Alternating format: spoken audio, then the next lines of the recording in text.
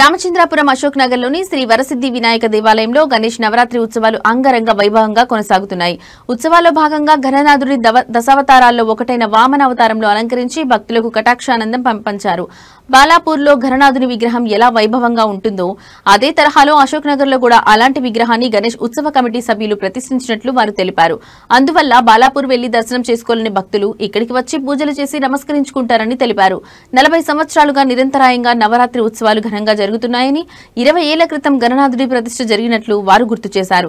ప్రతిరోజు సాయంత్రం భక్తులను అలరించే సాంస్కృతిక కార్యక్రమాలు నిర్వహిస్తున్నారని, సోమవారం కావడంతో భక్తులు విశేషంగా తరలివచ్చి స్వామివారిని దర్శించుకుని ఆశీస్సులు పొందారని కమిటీ సభ్యులు పేర్కొన్నారు.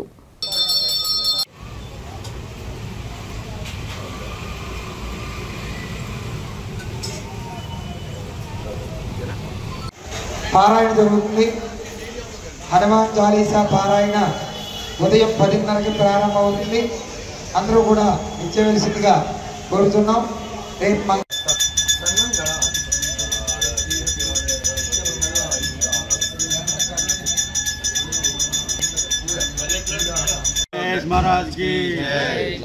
భక్తులకు వినాయక చవితి శుభాకాంక్షలు. మన అశోక్ నగర్లో రామచంద్రపురంలో వెలిచినటువంటి అశోక్ నగర్ కాలనీలో శ్రీ వరసిద్ధి వినాయక టెంపుల్ దగ్గర అశోక్ నగర్ గణేష్ ఉత్సవ కమిటీ ఆధ్వర్యంలో 40వ వార్షికోత్సవం జరుపుకుంటున్నాము. మాకు సహకరిస్తున్న ప్రతి ఒక్కరు కూడా పేరు పేరున ధన్యవాదాలు తెలియజేస్తున్నాము.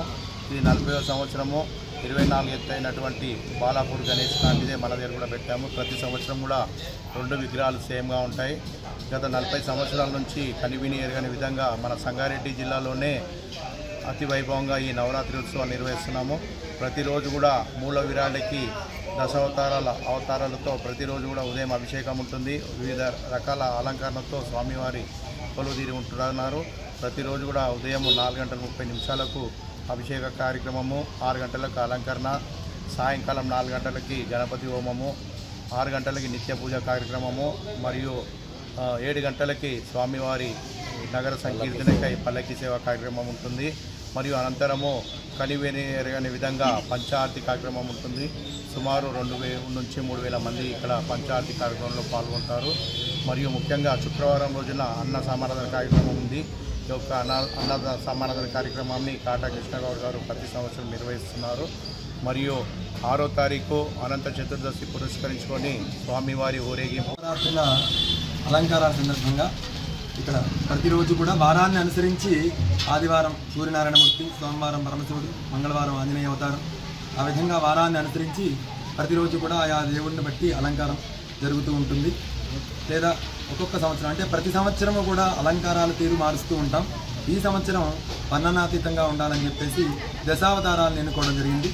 అందువల్ల అవతారాలు జరుగుతూ ఉన్నాయి ఈ సంవత్సరం. అలాగే ఈరోజు వామన అవతారం.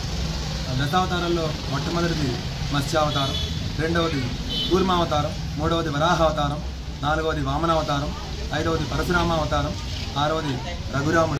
శ్రీ మహాగణపతియే నమః, శ్రీ సరస్వతియే నమః, శ్రీ గురుభ్యో నమః. హరి ఓం. BHEL అశోక్ నగర్ రామచంద్రాపురం. ఇక్కడ శ్రీ వరసిద్ధి విఘ్నేశ్వర స్వామి వారి దేవాలయం కట్టి 20 సంవత్సరాలు కావస్తున్నది. ఇక్కడ దేవాలయం కట్టి 20 సంవత్సరాలు పూర్తయింది. ప్రతి మాసము కూడా ఇక్కడ ప్రతి సంవత్సరంలో 12 మార్లు ప్రతి నెలకోసారి సంకటహర చతుర్థి అని చెప్పి కార్యక్రమం వస్తుంది. ఆ కార్యక్రమం భాగంగా స్వామివారికి రుద్రాభిషేకములు, అట్లాగే ప్రతి నెల సంకటహర చతుర్థి వ్రతములు ఇక్కడ జరుగుతూ ఉంటాయి. సాయంకాలం అన్న సమారాధనలు, అట్లాగే గణపతి హోమ కార్యక్రమం ప్రతి మాసము కూడా ఇక్కడ జరుగుతూ ఉంటాయి. అట్లాగే భక్తులందరూ కూడా ఇక్కడ అధిక సంఖ్యలో పాల్గొని ప్రతి మాసము కూడా సంకటహర చతుర్థిని పురస్కరించుకుని స్వామివారికి ఇక్కడ వ్రతము చేసి భక్తులందరూ కూడా తమ యొక్క కోరికలు స్వామివారితో చెప్పడం, ఆ కోరికలు స్వామి తీర్చడం, ఇవి ఆ నోట ఈ నోట పాగుతూ అట్లాగా సిటీ అంతా కూడా అశోక్ నగర్